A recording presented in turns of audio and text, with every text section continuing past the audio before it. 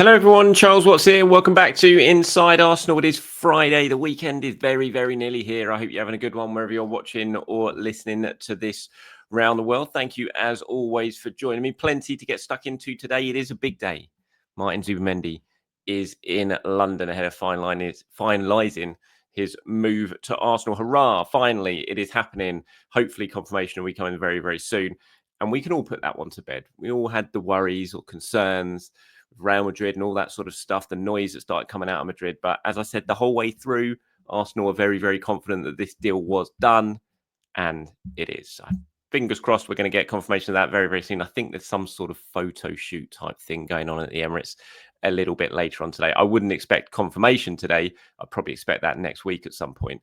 But certainly it is happening today. So we'll talk about that a little bit and what that's going to bring to Arsenal. We'll talk about Thomas Partey as his contract talks sort of well, I was going to say rumble on. Actually, that's the wrong way of describing it. Well, I don't know what's the opposite to rumbling on or moving speedy along. They're going very, very slowly. And at the moment, obviously, there's lots of talk about the fact that he could well be leaving. And certainly the longer this goes on, the more chance you think it is going to be an unsuccessful conclusion to this talk. So we'll talk about that. You guys have got in touch talking about it as well. Declan Rice is up for award. I've got a couple of comments and questions for you guys. And for my Inside Arsenal Patreon members, just a quick one to note that the first episode of a new series I'm launching, My Arsenal Story, is going live a little bit later on today. And that series is going to be me having sort of an in-depth interview with a different person in each show who's connected with Arsenal. Either, it could be a former player, former coach, fan, someone like that. And it's going to be their Arsenal story, their connection with story. And the first episode is dropping today. And that episode is with Dick Law, who was Arsene Wenger's transfer contract negotiator while he was at the club. And I've sat down with Dick and had a really good chat with him about, well, as the title suggests, his Arsenal story. Goes through a lot of his time at the club, the deals he worked on, the Ozil transfer, the Suarez 40 million plus one bid, all those sort of things. So we had a good chat, about an hour-long episode. That's dropping a little bit later on today. If you're an Inside Arsenal member on Patreon, you can get your first good look at that a little bit later on today. Right, let's get stuck into Martin Zubimendi, shall we? As you see there, David Ornstein reporting at The Athletic a little bit earlier on today that he is in London to meet Arsenal officials and complete his formalities of the transfer to Emirates Stadium.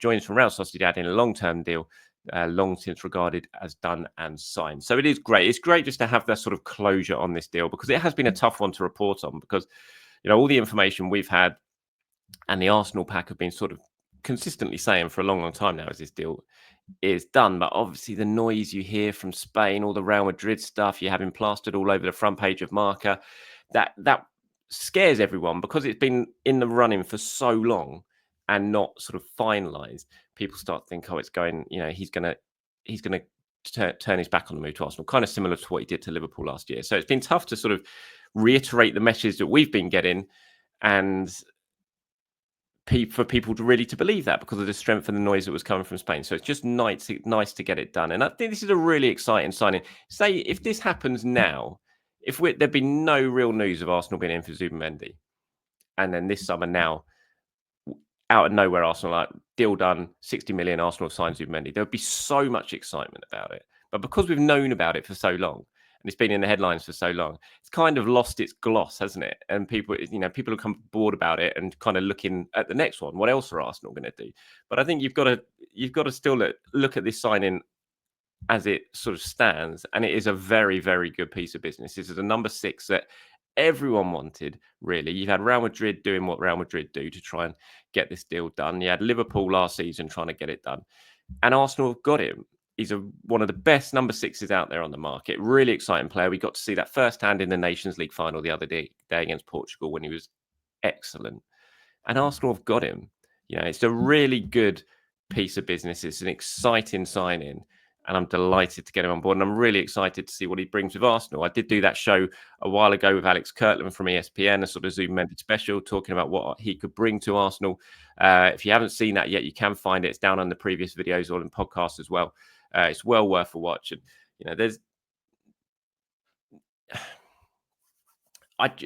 it's tough for me to talk about because I haven't seen Zubimendi loads and loads. It's just when I have seen him and what I've learned from sort of watching bits and pieces of him after Arsenal's interest, it's just, I think ultimately he's going to speed up Arsenal's play. I think Arsenal, we know when they're kind of at the worst is when they're just a bit too slow. They move the ball forward a bit too slow. They don't progress it quickly enough. But Zubimendi hopefully is going to be brought in to change that. You look at his numbers, you look at the stats compared to all the Arsenal midfielders, especially the ones he's replacing, so Partey and Jorginho, and he progresses the ball a lot quicker than them. He plays more progressive passes into the final third than them at a quicker, speedier rate. And so I know this is a different league. This isn't La Liga. This is the Premier League. But still, when you sort of put that into action here, the reason he's been brought in is to help Arsenal move the ball quicker, to get it up the pitch quicker. And that is a key area where Arsenal need to improve. So as long as he does that and he performs, then he should definitely make Arsenal better. And that is exactly what you want. So it's a really exciting signing, really looking forward to it. Sort of being done and seeing that picture of him in an Arsenal shirt. Obviously, a lot of the talk at the moment is sort of centered around Thomas Partey. And we know that basically Zubimendi is coming in to replace Thomas Partey. That's what he's doing. Arsenal have still been, been in discussions to keep Partey. So it's not like he's Zubimendi through the door and Partey's out. Arsenal is still open to keep him Partey. That's why these contract talks have been going on. But Zubimendi's his replacement. Basically, what Arsenal are looking for Partey now is to be Jorginho's replacement, to take the sort of minutes that Jorginho had last season.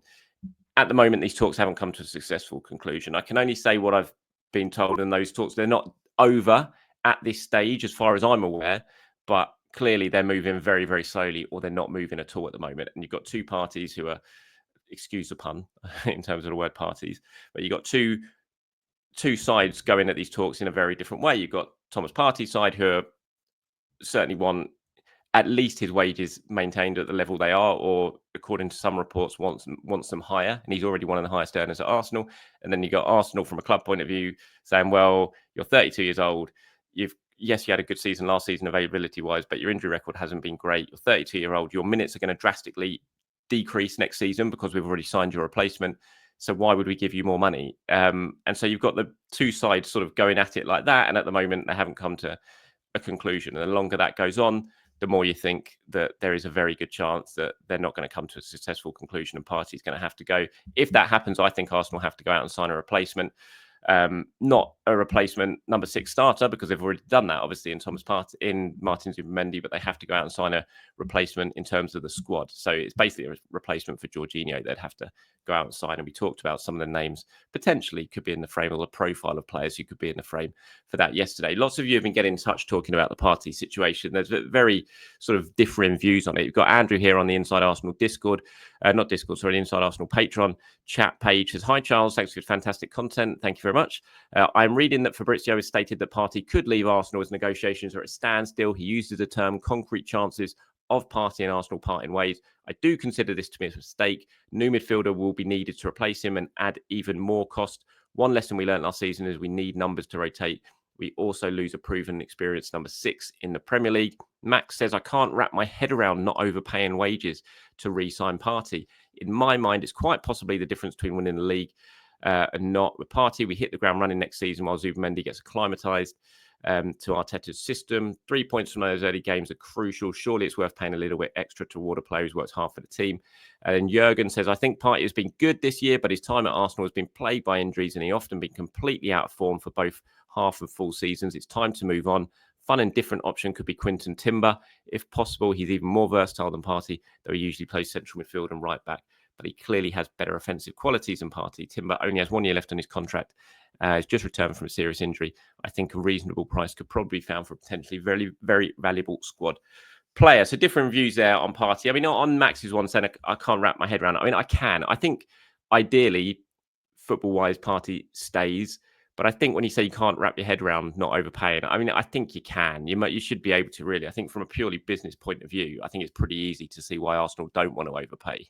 Don't want to suddenly give Thomas Partey a pay rise at 32 with his injury record, when he's not going to be playing anywhere near as many minutes next season, or the plan is for him not to play anywhere near as many minutes next season. So I can absolutely get my head around why Arsenal aren't overpaying for him, or don't believe they should be overpaying for him. So I can see both sides of the argument, basically. I think from football terms, the easiest thing would be for Partey to renew, because then you don't have to worry about signing another midfielder to come in and replace him and Jorginho's spot in the squad.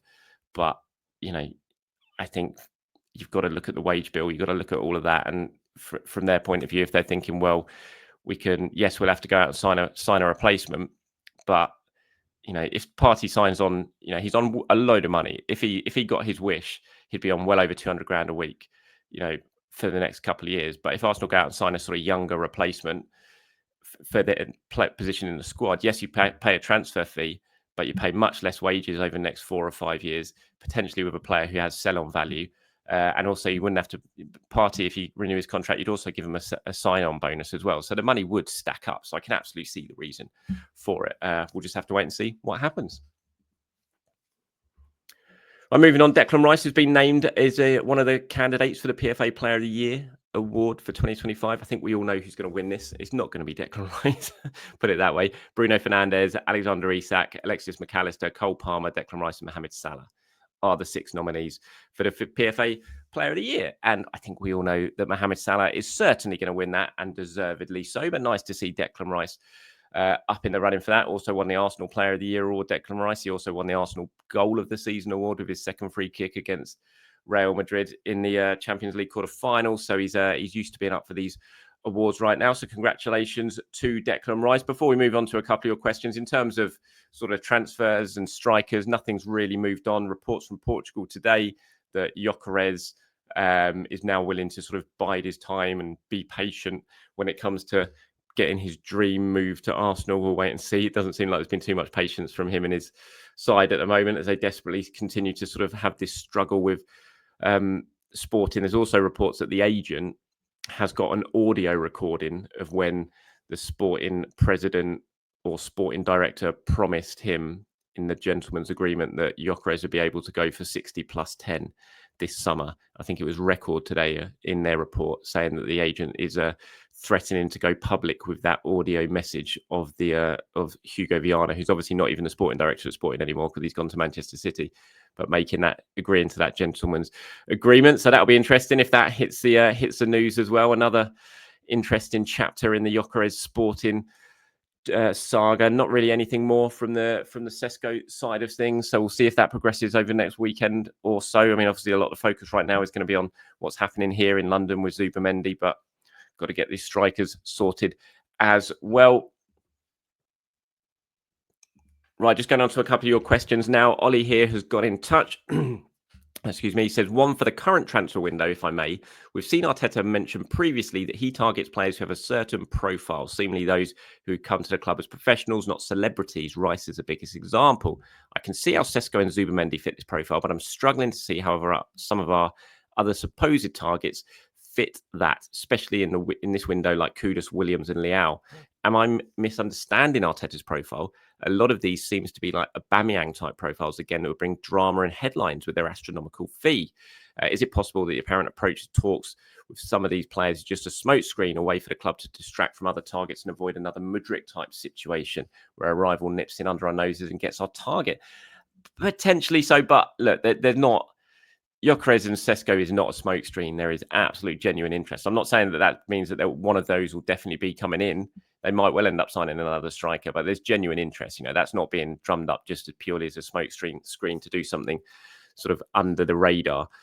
In terms of those players not fitting the kind of profile, I don't know. I just think I know what you mean, kind of, but I think that comes with signing sort of mercurial attacking talents. Is that they do generate more headlines. They are more glitzy and things like that because that's just the nature of the position they play. And the goal scorers are always the ones who grab all the attention, and that's just very commonplace. So, and I think that's what Arsenal miss as well. I think this squad misses that stardust, that sort of sprinkling of a maverick type player who does something out of nothing. Arsenal haven't had that for a few years now, maybe since Aubameyang.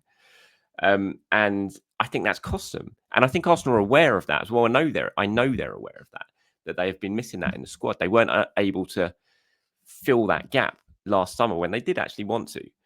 And so they need to get it done this summer. So I think that's why the sort of players you mentioned there, Leao, Williams, Kudus, yes, they're more sort of glitzy and skillful and that sort of thing, but that just comes with the territory of the position that they play. I think it's just always the way in football. It's always been the strikers who grab the headlines and you get paid the most money or comes in with the biggest transfer fees. I think why we haven't seen that in the last few years because Arsenal just haven't shopped in that market, because they've just focused on other areas in the squad. But this is a summer where they have to improve their attacking depth and talent, and that's why they're going to have to spend the big money and the big wages on these type of players.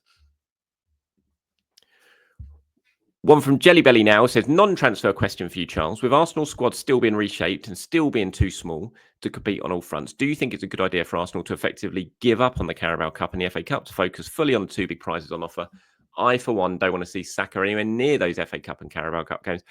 No, couldn't disagree with you more, mate. Absolutely should not be given up on the Carabao Cup and the FA Cup. Look, I mean, you look at how this, and I don't agree with this, by the way, but all the rubbish of Tottenham have had a better season, Chelsea have had a better season because they won a trophy, which in my view is absolute rubbish because Tottenham's season was catastrophic in the Premier League.